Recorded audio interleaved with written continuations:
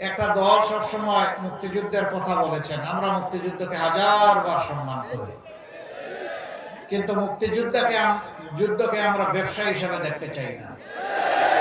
আমিও এক শহীদ মুক্তিযোদ্ধা পরিবারের সন্তান। আমার যে ভাই জীবন দিয়ে গেছেন, আমি বিশ্বাস করি তারা বাংলাদেশের মানুষের মুক্তির জন্য জীবন দিয়েছিলেন।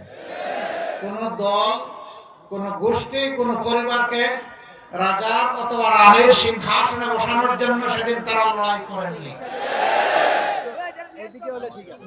তাদের এই লড়াই ছিল আপামর জনগণের মুক্তির জন্য। তৎকালীন পূর্ব পাকিস্তানের জনসংখ্যা ছিল 7.5 কোটি। এই 7.5 কোটি মানুষের মুক্তির জন্য তারা লড়াই করে জীবন দিয়েছেন। কিন্তু পরবর্তী পর্যায়ে শাসন ক্ষমতা যারা হাতে নিয়েছিলেন, তাদের থেকে শুরু করে 24 সালের 5 আগস্ট পর্যন্ত পর্যায়ক্রমে যারা দেশ শাসন করেছেন, কেউ জনগণের উপর সুবিচার করে নাই।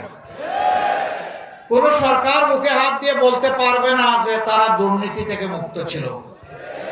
কেউ করেছে কম, কেউ করেছে বেশি।